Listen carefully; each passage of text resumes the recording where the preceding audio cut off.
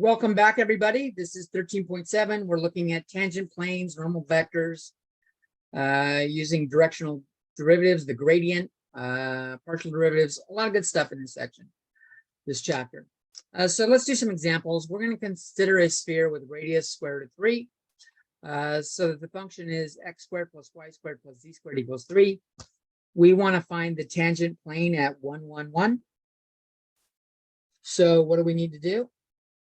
Oh, helps if I pick up all the pages that are covering it. The normal vector is the same as the gradient of f. So the gradient of f here is 2x, 2y, and 2z. And when we evaluate it at 1, we get 2, 2, 2. So the normal vector is 2, 2, 2 at 1, 1, 1. So the tangent plane, we're doing our grad f. That's another way of saying gradient is grad f, and we're dotting it with r prime of t naught, which is 1, 1, 1. So we got 2 times x minus 1 plus 2 times y minus 1 plus 2 times z minus 1 equals 0. Why is that 1, 1, 1, 1, 1? Remember, r t is r naught plus t times r vector.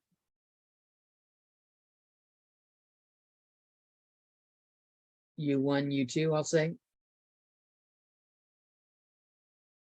Or in this case, U3. So when we take the derivative with respect to t, we're just left with the vector U1, U2, U3. So this becomes 1, 1, 1 when we take the derivative. That's just a little recap for you. It's been a while, I know, since you've worked with r of t. So we've got the gradient f dotted with r prime. This is our function. We can rewrite it. We got, and dividing through by 2, it's not necessary. We don't need it. X plus y plus z equals 3. So this is the tangent plane at 1, 1, 1. I didn't draw the plane at 1, 1, 1. I drew it kind of like straight on top, just to get an idea. I think it's easier to draw, and it still presents the idea. For any ball, if we put a plane tangent to it, it should be lying like flat. And so the normal vector should be pointing in the same direction as the radius, right? The radius or the radial vector is the same direction as n. Radially outward.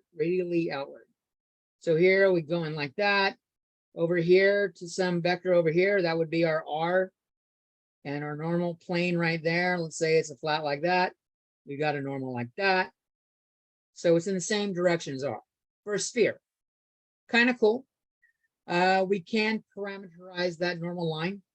We just start with our initial point, 1, 1, 1, and add a time component with the n, 2, 2, 2. Okay.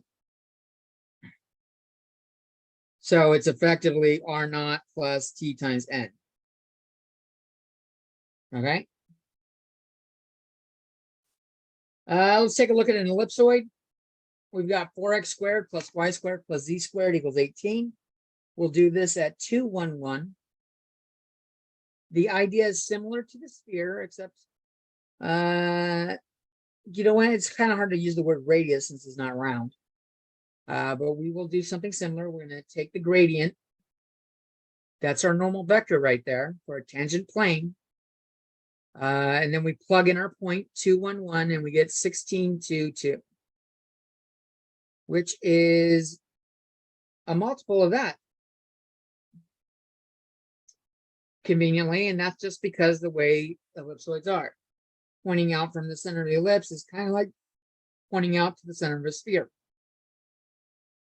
It's still elliptically radially outward. I don't know what an elliptical radius we would call it. I don't know. I like that word even.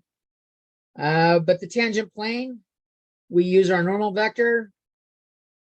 It's n dotted because that's the gradient of f. It's n dotted with r prime, t naught. So we, well, there's a little bit more to it than that. It's x minus x naught, y minus y naught, z minus z naught. So we've got 16 times x minus 2 there, plus 2 times y minus 1, plus 2 times z minus 1. We clean it up, we get 8x plus y plus z equals 18. And we can do our normal line, again, parameterizing it with r naught plus tn. Okay. Let's take a look at another example. If z is a function of f of xy, like a contour line, we can use f equals big F. This is lowercase f. Lowercase f of xy is z. We'll say big F is z minus f of xy. So if we have z as a function of xy, like we do here, z equals xy cubed, we will make f by subtracting the other side over to z. So f is z minus xy cubed. We'll find the tangent plane at 1, 2, 8. We find the gradient of f there. So we got negative y cubed, negative 3xy squared, and 1. When we evaluate at our point 1, 2, 8, we have negative 8, negative 12, and 1 when you plug in 1, 2, and 8. So the tangent plane is that normal vector, and I keep writing it as lowercase n. Bad, David. It's our n dotted with x minus x naught, y minus y naught, z minus z naught. Just a reminder, that's an n, not a w. We got negative 8 times x minus 1, minus 12 times y minus 2, equals z times negative 8.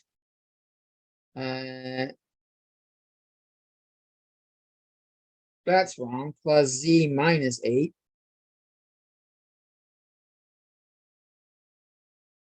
And when we clean that out, we get negative 8x minus 12y plus z equals negative 24. We can do our normal lines there. Again, r naught plus t times n. Blah, blah. You've seen this for the last couple of problems. 1, 2, 8 was our normal point, or our point. And negative 8, negative 12, and 1 was our coefficients on t from our normal vector. We'll see another way to do this in our next video. I think you'll like it. Peace.